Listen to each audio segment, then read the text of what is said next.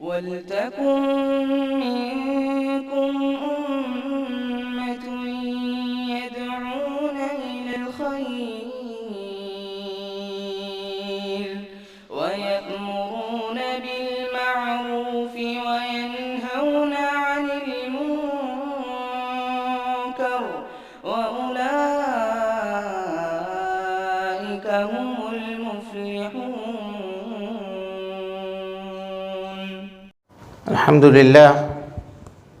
الحمد لله رب العالمين والعاقبة للمتقين وأصلي وأسلم على المبعوث رحمة للعالمين اللهم لا علم إلا ما علمتنا وزدنا علما یا کریم. حاضرین گرامی، دوستو، بزرگوں اور ساتھیوں، کتاب البیوع کے احادیث کی تشریح آپ کے سامنے چل رہی ہے.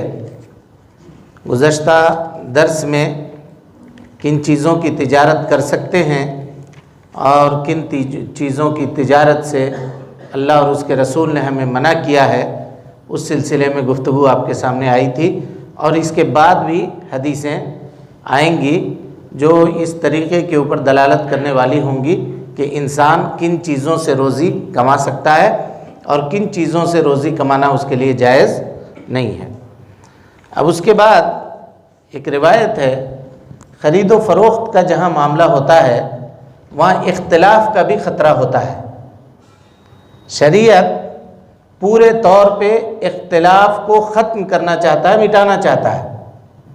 اسی لیے خرید و فروخت میں اس نے جہالت کو، یعنی ایسی چیز جو کلیئر نہ ہو، اس کو جائز نہیں کیا. یعنی مثال کے طور پہ کسی کی دکان ہے، آپ گئے کوئی سامان خریدنے کے لیے، کہا اس سامان کی کیا قیمت ہے؟ اس نے کہا جاؤ نا لے جاؤ، جو دینا ہوگا دے دینا، تم جاؤ لے جاؤ. یہ تجارت درست نہیں ہے. اچھا، گئے خریدنے کے لیے، ادھار لے رہے ہیں اس سے. اب کہا کب دو گے؟ کہا دیکھتے ہیں 3-4 دن میں دے دیں گے. کہا یہ جائز نہیں ہے. تحدید کرو وقت، کب دو گے، یا تحدید کرو قیمت، کتنے کی قیمت ہے. اگر ہوئی تو ہوئی، اگر ہم کو لینا ہوا اتنے قیمت کا میں لوں گا، نہیں تو نہیں لوں گا. لیکن کبھی اگر ایسا ہو جائے، مثال کے طور پر وہی اس حدیث میں بیان کیا گیا.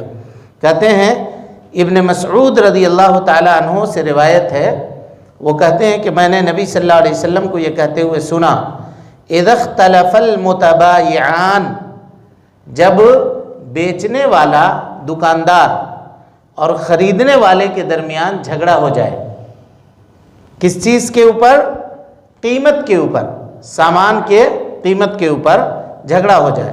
وَلَيْسَ بَيْنَهُمَا بَيِّنَةٌ، اور دونوں کے درمیان کوئی گواہ بھی نہیں ہو، دونوں کے درمیان کوئی گواہ بھی نہیں ہو، تو فَالْقَوْلُ مَا يَقُولُ رَبُّ السِّلْعَةِ أَوْ يَتَتَارَكَانِ، سامان کا جو مالک ہے اسی کی بات مانی جائے گی، یا نہیں تو دونوں کو کہہ دیا جائے گا کہ تم مت خریدو سامان، چلے جاؤ.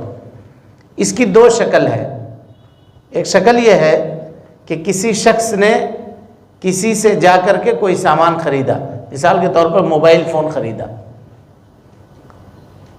بات چیت ہو گئی، فون یہ رکھ لیا، پیسہ نکال کر کے 10,000 روپے اس کو دیا دکاندار کو. دکاندار کہہ رہا ہے 10,000 کیوں دے رہے ہو بھائی، میں نے 20,000 میں بیچا ہے تم سے. کہہ رہا نہیں، تم نے ہم کو 10,000 میں بیچا ہے، تم جھوٹ بول رہے ہو. وہ اس کو بول رہا ہے تم جھوٹ بول رہے ہو. اب ایسی صورت میں کیا کیا جائے گا؟ تو اس سلسلے میں علماء یہ کہتے ہیں کہ دونوں کو قسم کھلوایا جائے گا، دونوں کو قسم کھلوایا جائے گا. پہلے جو دکاندار ہے وہ قسم کھائے گا کہ اللہ کی قسم میں نے یہ سامان اس شخص سے 20,000 روپے میں بیچا ہے.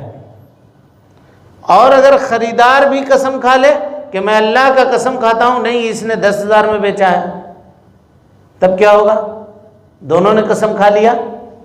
تو ایسی صورت میں کہتے ہیں کہ سامان والے کو سامان دے دیا جائے گا اگر سامان موجود ہے تو، اور اس کو کہا جائے گا بھائی صاحب آپ جا کر کہیں اور سے خرید لیجئے کیونکہ بیچنے والا جو سامان کا مالک ہے وہ قسم کھا کر کے کہہ رہا ہے کہ اس کے سامان کی یہ قیمت ہے، تو اسی کی بات زیادہ قبول کی جائے گی۔ یہ اس وقت جب سامان موجود ہے، جیسے موبائل فون موجود ہے۔ کبھی ایسا ہوا کہ آپ گئے چاول کی دکان پر اور وہاں سے چاول کی ایک بوری لے کر کے آ گئے گھر، مہمان آئے تھے، کھلا پلا کے ان کو وہ بوری ختم ہو گئی۔ دوسرے دن گئے دکاندار کو پیسہ دینے کے لیے، اب آپ 1000 روپے نکال کر دے رہے ہیں اس کو، اور دکاندار کہہ رہا ہے 1000 کیوں دے رہے ہیں، میں نے 2000 میں وہ بوری آپ سے بیچی تھی، اب چاول بھی آپ کے پاس ہے نہیں، وہ ختم ہو گیا۔ تب ایسی صورت میں کیا کریں گے؟ تو کہتے ہیں ایسی صورت میں اس چاول کی پہلے تو قسم والا معاملہ ہوگا دونوں کے درمیان، اب اس کے بعد مارکیٹ میں بازار میں اس چاول کے بوری کی قیمت دیکھی جائے گی کہ یہ جو اس برانڈ کا چاول جو یہ لے کر گیا تھا اس کی قیمت کتنی ہے۔ اگر قیمت برابر نکل گئی تو ٹھیک ہے، اتنی قیمت اس کو دینی پڑے گی، اور اگر قیمت زیادہ نکل گئی، مثال کے طور پہ یہ بول رہا ہے 1000 روپے لیکن مارکیٹ میں وہ چاول کی بوری 1200 روپے میں بک رہی ہے، تو کیا 1200 اس کو دیا جائے گا؟ اس سلسلے میں علماء کا اختلاف ہے، لیکن راجح مسئلہ یہ ہے کہ چونکہ وہ دعویٰ 1000 کا کر رہا ہے اسی لیے اس کو 1000 روپیہ دیا جائے گا۔ لہذا شریعت یہ کہتی ہے کہ جب کوئی چیز خریدو تو اس کے لیے ضروری ہے کہ دکان کے اندر اس کی قیمت طے کر لو، پوچھو کتنے میں بیچ رہے ہیں، کتنا میں دیتے۔ اگر وہ قیمت آپ کو بتا دیا کہ میں اتنے میں دے رہا ہوں، پسند ہے آپ کو تو اب آپ اس سامان کو لیجئے، اور اگر نہیں پسند ہے تو اس کو چھوڑ دیجئے، ترک کر دیجئے۔ یہ پہلی بات ہوئی۔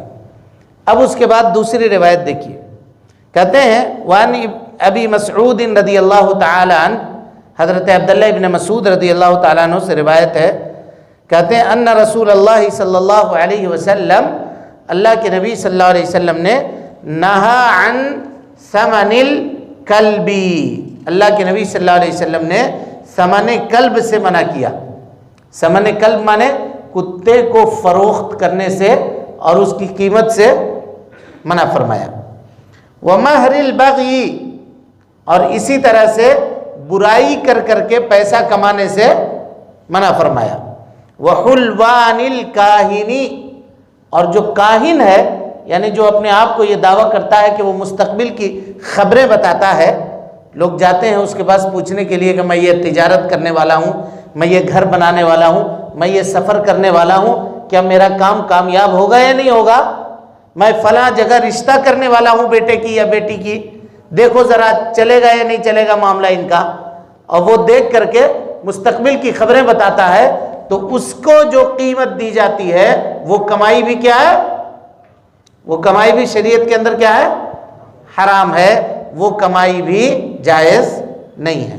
پتہ یہ چلا کہ اللہ کے نبی صلی اللہ علیہ وسلم نے کتے کو بیچنے سے، اس کو فروخت کر کے تجارت کرنے سے، اور نمبر 2 یعنی بدکاری کے عوض لیے گئے پیسے سے، اور کہانت کہہ کر کے کمائے گئے پیسے کو استعمال کرنے سے منع فرمایا۔ اب اس کے بعد اسی طرح کی ایک تیسری روایت آتی ہے، اس کو پڑھتے ہیں تاکہ موضوع مکمل ہو۔ حضرت جابر ابن عبداللہ رضی اللہ تعالیٰ عنہ سے روایت ہے، کہتے ہیں کہ وہ اور اللہ کے نبی صلی اللہ علیہ وسلم یہ دونوں چل کر کے آ رہے تھے مدینہ منورہ کی طرف۔ حضرت جابر جس اونٹ کے اوپر سوار تھے وہ اونٹ تھکا ہوا تھا، چلتا نہیں تھا، دقت کر رہا تھا، یہاں تک کہ حضرت جابر نے یہ ارادہ کیا کہ اب سامان اتار لیتے ہیں اور اس اونٹ کو ایسے ہی چھوڑ دیتے ہیں، جاؤ۔ جب وہ چلنا ہی نہیں چاہ رہا ہے سامان لے کر کے تو پھر اس پہ زبردستی کر کے کیا فائدہ۔ اللہ کے نبی صلی اللہ علیہ وسلم پہنچتے ہیں حضرت جابر کے پاس اور کہتے ہیں کہ کیا بات ہے، کہ یہ اونٹنی اکڑ گئی ہے، چلنا نہیں چاہتی ہے۔ نبی صلی اللہ علیہ وسلم نے دعا کی اور ایک چھڑی سے اونٹنی کے پیٹھ کے اوپر مارا۔ حضرت جابر کہتے ہیں فَسَارَ سَيْرًا لم یسر مثلہ، اٹھنی اس طرح سے چلنے لگی کہ اس سے پہلے میں نے اس کو کبھی ایسے چلتے ہوئے نہیں دیکھا تھا۔ اللہ کے نبی صلی اللہ علیہ وسلم نے کہا بعنی، اے جابر اس اٹھنی کو تم ہم سے فروخت کر دو، بیچ دو، بے اوقیہ، اوقیہ کہتے ہیں 40 درہم کو، یعنی نبی صلی اللہ علیہ وسلم نے کہا کہ 40 درہم میں یہ اٹھنی تم ہم سے بیچ دو۔ حضرت جابر نے کہا کہ نہیں اللہ کے رسول یہ اٹھنی ہم نہیں بیچیں گے۔ پھر نبی صلی اللہ علیہ وسلم نے کہا کہ اے جابر یہ اٹھنی ہم سے بیچو، تو حضرت جابر نے کہا کہ ٹھیک ہے اللہ کے رسول صلی اللہ علیہ وسلم ہم نے اس کو آپ سے بیچ دیا، فروخت کر دیا، لیکن میری شرط یہ ہے کہ میں اس اٹھنی کے اوپر بیٹھ کر کے اپنے گھر تک جاؤں گا، اس اٹھنی کے اوپر بیٹھ کر کے اپنے گھر تک جاؤں گا۔ نبی صلی اللہ علیہ وسلم نے اس کو قبول کر لیا۔ جب یہ مدینہ پہنچے تو حضرت جابر اٹھنی لے جا کر کے نبی صلی اللہ علیہ وسلم کے گھر میں باندھ دیتے ہیں اور نبی صلی اللہ علیہ وسلم سے پیسہ لے کر کے جانے لگتے ہیں۔ نبی صلی اللہ علیہ وسلم تھوڑی دیر کے بعد حضرت جابر کے پیچھے ایک آدمی کو بھیج کر کے ان کو بلواتے ہیں اور کہتے ہیں اترانی، کیا تم یہ سمجھ رہے ہو ماکستوک لآخذ جملک، ہم نے تم سے بھاؤ بٹا کر لیا تاکہ تمہارے اٹھنی کو میں لے لوں، خذ جملک، اپنی اٹھنی کو اپنے تم لے لو، اور ودراہمک، جو درہم میں نے تم کو دیا ہے وہ بھی تم اس کو لے لو، فہو لک، یہ دونوں کے دونوں تمہارے لیے۔ یعنی اللہ کے نبی صلی اللہ علیہ وسلم نے اٹھنی حضرت جابر سے خریدا بھی اور خریدنے کے بعد اس کو حضرت جابر کو ہبہ بھی کر دیا۔ یہاں یہ مسئلہ ہے کہ کیا اگر کوئی آدمی کسی سے خرید و فروخت کرتا ہے تو اس میں شرط لگا سکتا ہے، جیسے حضرت جابر رضی اللہ تعالیٰ عنہ نے شرط لگایا؟ تو علماء کہتے ہیں کہ اگر شرط معلوم ہو، محدود ہو تو لگا سکتے ہیں۔ مثال کے طور پہ ہم نے اپنا گھر کسی سے فروخت کیا، یہ میرا گھر ہے، فروخت کر دیا کہ آپ لے لیجئے اس گھر کو، لیکن یہ کہیں کہ بھائی صاحب گھر تو آپ بیچ دے رہے ہیں، پیسہ تو آپ دے دے رہے ہیں، لیکن 1 مہینہ کے لیے فلاں تاریخ تک کے لیے مجھ کو اجازت دیجئے کہ میں اسی گھر میں رہوں، تب تک میں دوسرا کوئی کرائے کا گھر ڈھونڈ لیتا ہوں تاکہ یہاں سے اپنا سامان لے جا کر کے میں منتقل ہو جاؤں۔ ڈیٹ فکس ہونا چاہیے، کون مہینہ کتنا دن تک یہ۔ لیکن اگر ایک آدمی کہہ رہا ہے کہ ٹھیک ہے یہ گھر تو ہم نے بیچ دیا لیکن ہم کو کچھ دنوں کی مہلت چاہیے، کچھ دنوں کی مہلت چاہیے، اب کچھ دن میں 1 ہفتہ بعد وہ آیا، ہاں بھائی صاحب گھر خالی کیجئے، نہیں ہم نے کہا تھا نا آپ سے کچھ دنوں کی، رکیے ابھی آپ، پھر آیا، پھر کہا ابھی اور 15 دن رکو، پھر آیا ابھی کبھی اور 10 دن رکو، تو اس سے کیا ہوگا؟ اختلاف ہوگا۔ یہ شرط علماء کے نزدیک جائز نہیں ہے۔ فکس کیجئے کتنا دن تک آپ کو چاہیے رکنا، کہ 1 مہینہ فلاں تاریخ تک، ٹھیک ہے بھائی فلاں تاریخ کے صبح ہم گھر آئیں گے ہینڈ اوور لینے، آپ اس وقت تک گھر پورا خالی کر کے رکھیے گا تاکہ دونوں کے درمیان اختلاف نہ ہو۔ اس شرط کو کہتے ہیں شرط تقعید۔ بیع کے اندر، خرید و فروخت کے اندر اس طرح کے شروط کرنا جائز ہے، اس طرح کے شروط کرنا جائز ہے۔ بقیہ یہ ساری حدیثیں ایک دوسرے سے کنیکٹڈ ہیں، اس کے بعد کی جو 2 حدیثیں ہم پڑھیں گے اس کے بعد پھر مسائل کے اوپر پورے طور پر گفتگو کریں گے۔ اللہ رب العالمین سے دعا ہے کہ اللہ تعالی ہمیں اور آپ کو حسن عمل کی توفیق دے، رب العالمین ہماری اصلاح فرمائے، نیکیوں کو قبول کرے، سیئات سے درگزر فرمائے، جب تک زندہ رکھے دین اسلام پہ زندہ رکھے، اور جب اٹھائے ایمان پہ اٹھائے۔ آمین۔ وآخر دعوانا ان الحمدللہ رب العالمین۔